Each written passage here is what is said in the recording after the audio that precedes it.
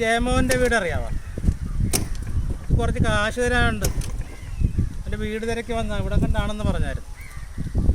ചേടാ, ഞാൻ എത്ര രൂപ കൊടുത്തു? പലിശയില്ല, കാശുമില്ല, ഒന്നുമില്ല. അവൻ്റെ വീട് പണിക്ക് ഞാൻ കാശ് കൊടുത്ത്, പിള്ളേരെ പഠിപ്പിക്കാൻ കാശ് കൊടുത്ത്, പിന്നെ ആശുപത്രി കിടന്നപ്പോൾ ഓപ്പറേഷന് വരെ ഞാൻ കാശ് കൊടുത്തു. പലിശയും തരികയല്ല, കാശും തരികയല്ല. എന്ത് ചെയ്യാനാണ്? എത്ര നാളായി ഞാൻ. ഒന്നെങ്കിൽ എൻ്റെ പലിശയെങ്കിലും തന്നിരുന്നു, അല്ലെ മുതലെങ്കിലും തന്നാൽ മതിയായിരുന്നു.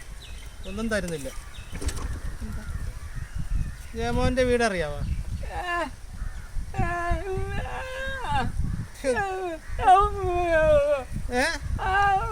ചേടാ, ഈ പാവത്തിനോടാണ് ഞാൻ ഈ വർത്താനമൊക്കെ പറഞ്ഞത്.